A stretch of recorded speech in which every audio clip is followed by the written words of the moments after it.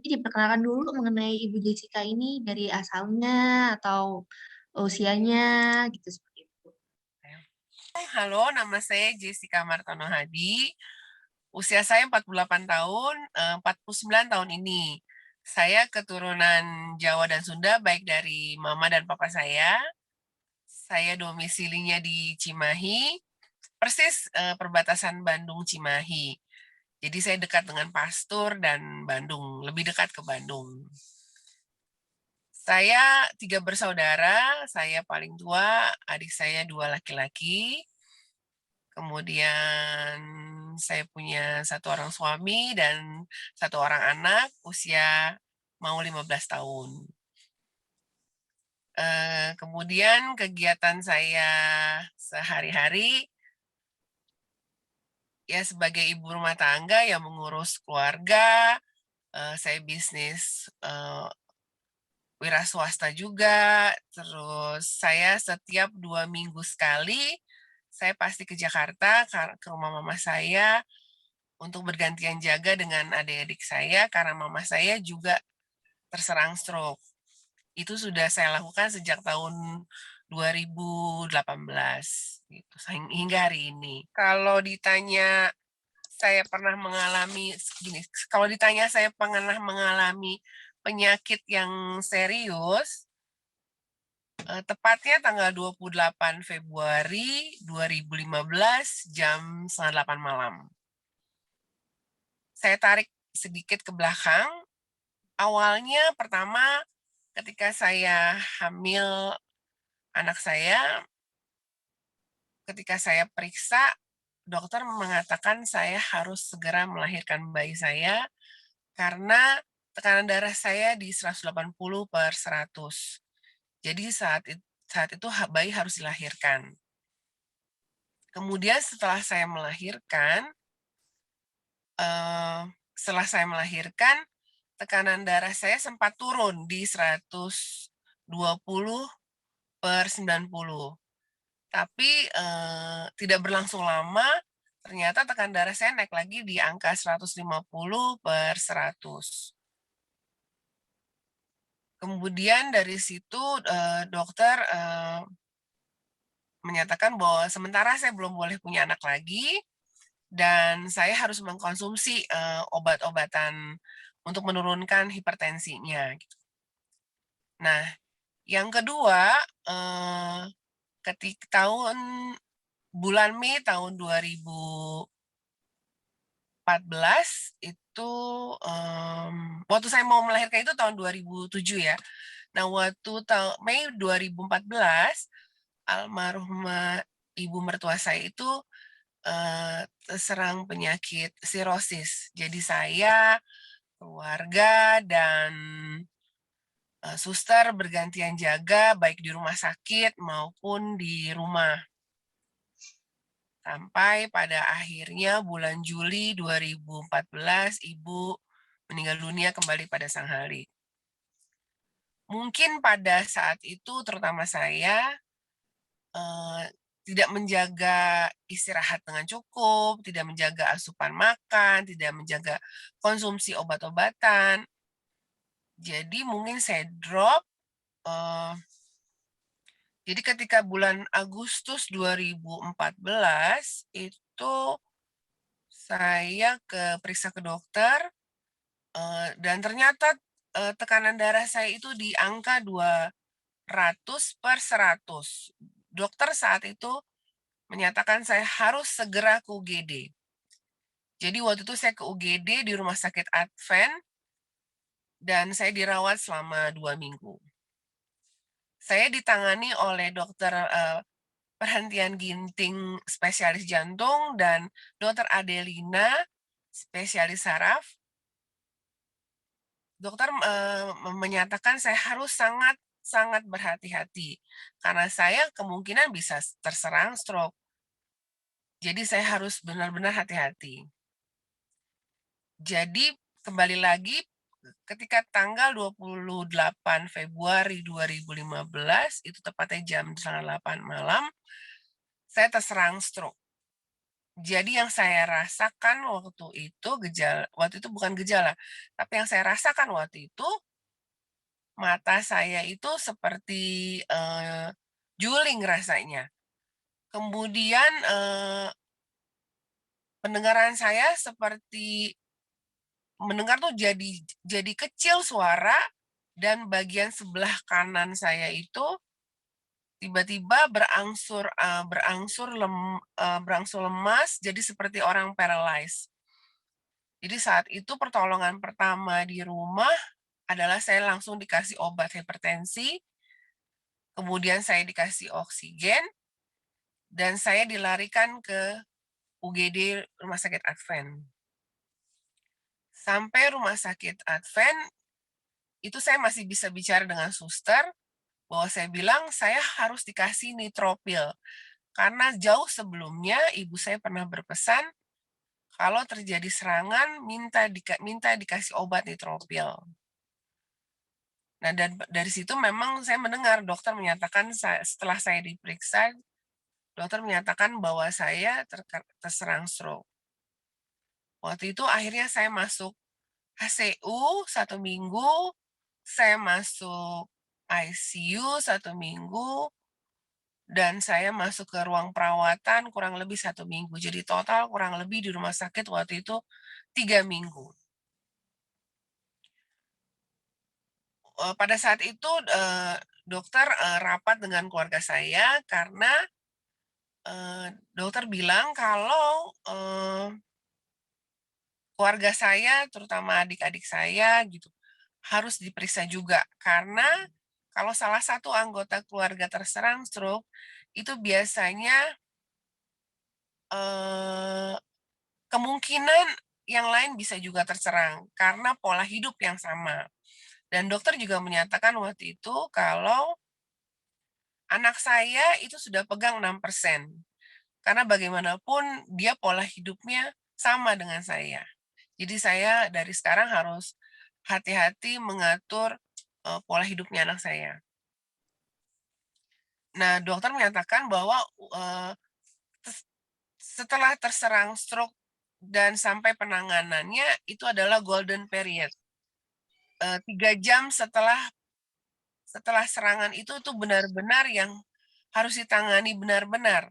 Karena untuk menghindari, yang lebih parah seperti misalnya misalnya jadi pelok atau tangannya jadi kaku gitu. Nah, kemudian sebentar ya, eee, kemudian yang saya rasakan waktu itu secara pribadi udah pasti, eee, sedih dan takut yang luar biasa. Kemudian saya merasakan hancur banget, saya merasakan, "Oh, saya akan jadi disabilitas," dan saya merasakan kehilangan semuanya. Jadi, bener-bener, eee, blank-lah saat itu gitu. Nah tapi, masya Allah, subhanallah, alhamdulillahnya, Allah itu, luar biasa ya, cara menunjukkan sayangnya. Jadi Allah itu membimbing saya seperti memegang tangan saya bahwa semua akan baik-baik aja. Jadi saya harus harus, sehat, saya harus kuat, dan saya harus semangat. Apalagi, saya masih punya anak, waktu itu anak saya usia 7 tahun. Terus ada keluarga yang masih membutuhkan saya, ada sahabat-sahabat saya. Jadi saya, eee, rubah pemikiran saya waktu itu, semua akan baik-baik aja selama saya berdoa, saya istirahat yang cukup, mengatur asupan makanan yang cukup, kemudian minum obat juga dengan cukup dan teratur gitu. Setelah kejadian itu tuh saya positive thinking, saya Iya. lebih rajin berolahraga, sesuai anjuran dokter ya olahraganya, saya mengatur pola minum dan makan saya lebih teratur konsumsi obat-obatan, terus kemudian saya setiap bulan saya rajin periksa dan konsultasi dengan dokter saya. Sekarang saya dipegang dengan dokter Triwedia Indradewi, spesialis jantung, dan istirahat yang cukup, gitu. Ya. Kegiatan Ibu sehari-hari itu apa aja ya, Bu, ya? Boleh tahu Ya, selain tadi saya mengurus rumah tangga, terus saya juga kan bisnis online, terus kemudian kemudian saya bolak-balik Jakarta untuk ngurus ibu saya. Saya juga, di waktu-waktu me time-nya saya berusaha untuk ada waktu me time saya, mungkin nggak lama, tapi saya berusaha untuk me time itu bisa bisa saya melukis, atau sekarang saya mulai mendesain, terus saya juga senang, cooking gitu. Kalau kalau nah hobi ini terkadang, waktunya yang nggak cukup, yang nggak ada, tapi, terkadang suka saya sempat-sempatin gitu. Misalnya kayak, perjalanan 2 jam Bandung-Jakarta, Jakarta-Bandung, itu biasanya saya untuk menyalurkan hobi saya kayak seperti membaca dan lain-lain gitu. Sebenarnya saya juga hobi traveling gitu. bagaimana perasaan Ibu? Kan dulu Ibu terkena stroke, terus juga ibunya Ibu sekarang terkena stroke. Bagaimana Ibu dalam kesehariannya? Waktu itu begini, saya sebenarnya kan kondisi bukan orang bisa dibilang bukan orang yang sehat ya, gitu. Ketika ibu saya terkena stroke itu,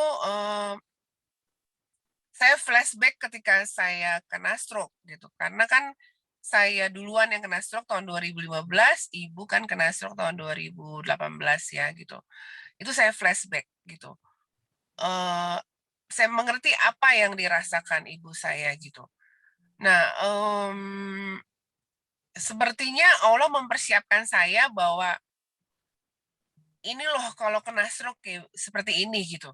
Karena, maaf sebelumnya, bukan saya mendoakan atau mengharapkan, tapi, eee, saya lebih bersyukur karena saya tidak separah ibu saya gitu. Dan saya memang dipersiapkan untuk, oh ya nanti akan mengurus ibu saya. Jadi kalau ibu saya itu, stroke-nya lebih parah karena ibu tidak bisa sampai bicara, sebelah ibu juga terserangnya sebelah kanan, eee, sampai saat ini itu mungkin karena memang bagaimanapun juga kalau orang sakit itu harus semangat ya, karena, Mmm, dengan semangat itu percaya nggak percaya itu sangat-sangat membantu gitu. Mungkin kalau saya seperti papa saya semangatnya 45, tapi kalau mama saya orangnya yang ya udah pasrah gitu loh gitu. Nah, sedih udah pasti ya, karena namanya juga orang tua, apalagi mama saya gitu. Tapi saya dan adik-adik saya selalu kalau ketemu ibu, ketemu mama saya selalu, eee, harus selalu ceria atau apa. Jadi setiap ada tamu, saya bilang tidak boleh nangis, harus ceria, harus kelihatan mukanya bahagia, saya bilang gitu. Karena orang yang saya rasakan, orang stroke itu perasaan sensitifnya jauh 2 kali, mungkin 3 kali lebih sensitif. Itu yang saya rasakan kan, gitu, Mbak. Kadang-kadang kan orang kalau kalau saya pribadi ya, saya pribadi, saya memang kan sakit, stroke, saya bukan setelah saya sembuh, saya memang bukan orang sehat, karena masih ada efeknya, yaitu kayak misalnya salah satunya sensitif tadi ya, gitu. Mungkin kalau orang yang, zona nyaman, lingkar pertama, maksudnya kayak keluarga, sahabat, mereka mengerti gitu kan, apa yang saya sekarang alamin gitu kan, apa yang efeknya sekarang gitu. Tapi kan kalau orang luar, misalnya kayak Mbak, saya kan baru ketemu gitu ya, kan nggak tahu gitu misalnya, oh ya ternyata Ibu Jessica sekarang lebih sensitif kan nggak tahu gitu. Nah, pada akhirnya kalau saya pribadi, bukan orang yang harus mengerti saya, tapi saya yang harus mengerti orang. Maksudnya, oh orang ini kan nggak tahu kalau saya sakit gitu. Jadi, eee, maksudnya kalau saya berusaha untuk ya itu, positif, jauh lebih mengerti orang, kayak begitu. hal apa sih yang paling berkesan buat hidup Ibu Jessica selama ini? Kalau yang berkesan untuk hidup saya saat ini ya, itu, masya Allah, alhamdulillah, Allah itu memberikan saya ladang pahala yang luar biasa. Sebelum saya sakit dan sesudah saya sakit. Sebelum saya sakit, saya diberi ladang pahala untuk mengurus ibu mertua saya. Dan setelah saya sakit, Allah memberikan saya ladang pahala untuk mengurus ibu saya. Itu, Mbak. Itu yang, apa namanya, hal yang luar biasa untuk saya ya, gitu. Motivasi terbesar dalam hidup Ibu Jessica saat ini? Allah itu sayang dengan semua umatnya. Di sini Allah sayang dengan saya. Allah memberikan saya sakit dan segala cobaan karena Allah mempersiapkan saya untuk menerima sesuatu yang indah dan berkah di depan sana, tanpa saya nanti, insya Allah saya jadi tidak, ria, tidak sombong, tidak takabur. Dan saya percaya itu, gitu. Jadi ada nggak pesan yang ingin disampaikan dari Ibu Jessica untuk teman-teman ASC? Ya.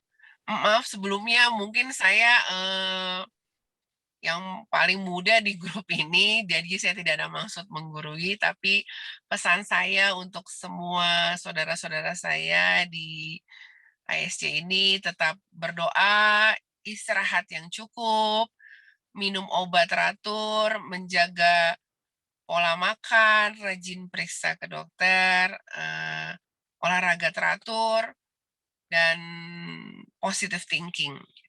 Dan ada juga quote-nya, ada quote dari saya gitu ya, ini, 5 line every day, every morning ya, 5 line every morning itu saya selalu melakukan, mengatakan pada diri saya, eee, tu Tuhan is always with me, I'm the best, I can do it, I'm a winner, today is my day.